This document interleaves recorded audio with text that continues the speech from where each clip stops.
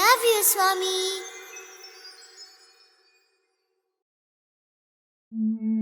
దీనికి ఒక చిన్న కథ.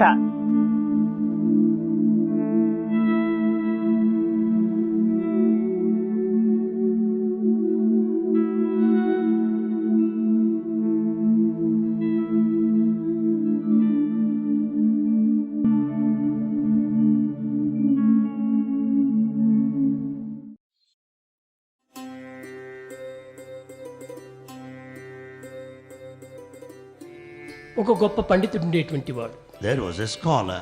ఆ పండితునింటికి నిత్యము ఒక గొల్లబామ నీ పాలు తెచ్చి ఇచ్చేటువంటిది. Every day, a milkmaid used to fetch milk to the scholar's residence. ఒక దినం 7 గంటలకు, ఒక దినం 6 గంటలకు, ఒక దినం 8 గంటలకు, ఈ విధంగా కొన్ని వేరు కాలంలో తెచ్చి అందించేటువంటిది. The milk vendor used to pass on the milk at 6 o'clock, 8 o'clock, 10 o'clock in the morning కానీ at ఆ different పండితునికి times. కోపం వచ్చింది. The scholar was very angry with her. అమ్మా, నాకు పూజకు సరైనటువంటి కాలము నిర్ణయించుకున్నాను.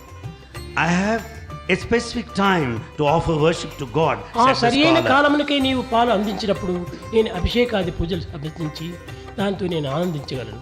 The scholar said to the milk vendor, if you just bring milk in time, నీ it is వివిధ possible కాలంలో for me to అందిస్తున్నావు worship. కనుక నా పూజకు ఆటంకం జరుగుతుండాలి అన్నాడు. Since you don't bring milk on time, I'm put to a problem. At different times you bring. ఆ గొల్లపడుచు చెప్పింది, స్వామి, నేను వచ్చేటువంటి మార్గంలో ఒక పెద్ద నది ఉంది అడ్డు. The milk vendor said, Swami, as I reach this place, ఆ I నది find a లోపల river on the way. పడవ నుంచి నేను రావాలి.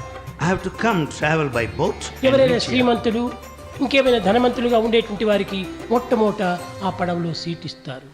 In fact, the seat is provided there in the boat to a rich man or an affluent person. రెండవ పర్యాయమే మా బోటి వారికి ఇస్తుంటారు. We people can take second chance, go there in the second trip. కనుక నేను పడవలో వచ్చేటువంటి ప్రయాణం కనుక సకాలానికి నేను రాలేకపోతున్నాను. So as I have to travel by boat, I am not able to reach in time. ఆ పండితునికి కోపం వచ్చింది. The scholar was furious. పిచ్చిదానా, చిన్న నదిని దాటడానికి పడవని నీవు ఆశ్రయించాలా? The pandit said, oh madcap, to cross the river, do you need a boat? ఓం నమో నారాయణాయ అని అనుకుంటూ వస్తే నదియే నీకు దారిని ఇస్తుంది అన్నాడు. The scholar said, chant the name of God, oh namo narayanaya. The river would part and give you the ఈ way. అష్టాక్షర నామం చేత నీవు నదిని కూడా సులభంగా దాటి రాగలవు. By uttering the 8-lettered name of God, సకాలంలో you can cross the రాగలవు, river. నా పూజను సకాలంలో సరిపుకోగలవు.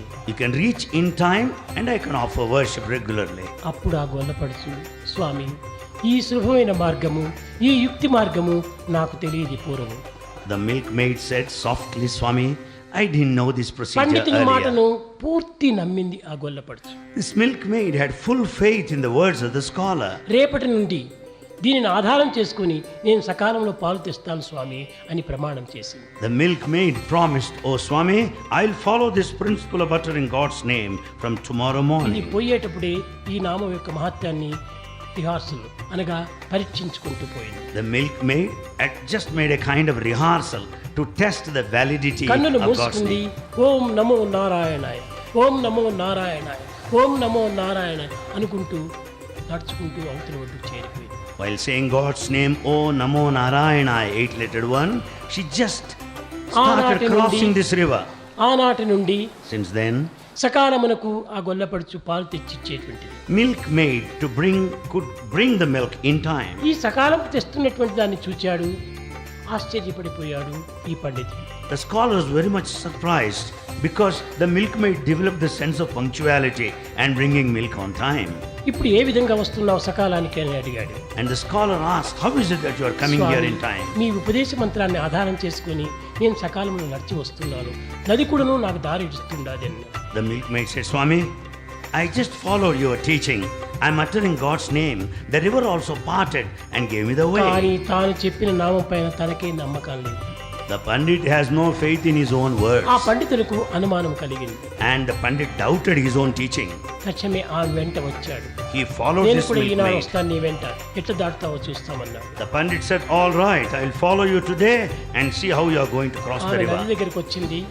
They came close to the river. తలపైన బుట్ట పెట్టుకుంది. Milkmaid kept the కన్నులు pots, మూసుకుంది. closed her eyes. ఓం నమో నారాయణ, ఓం నమో నారాయణ, ఓం నమో నారాయణ అనుకుంటూ దారి విడిచి అవతల ఒడ్డు చేరిపోయింది. The milkmaid kept the pot on her head, closed her eyes, uttering God's name. She started crossing the ఎట్టి river. అనుమానము లేదు ఆమెకు. She passed, crossed నిస్సంశయంగా doubtlessly. వచ్చింది. She reached doubtlessly. కానీ ఈ పండితుడు నది దగ్గరికి వచ్చేటప్పటికి When the Pandit was close to the river, ఇందులో నేను పడిపోతాను ఏమో అని పంచి పైకి ఎత్తుకొని he started doubting that he might fall or drown in the river. Om So Namo lifted that Narayana, panch Om Namo dhauti. Narayana దిగాడు.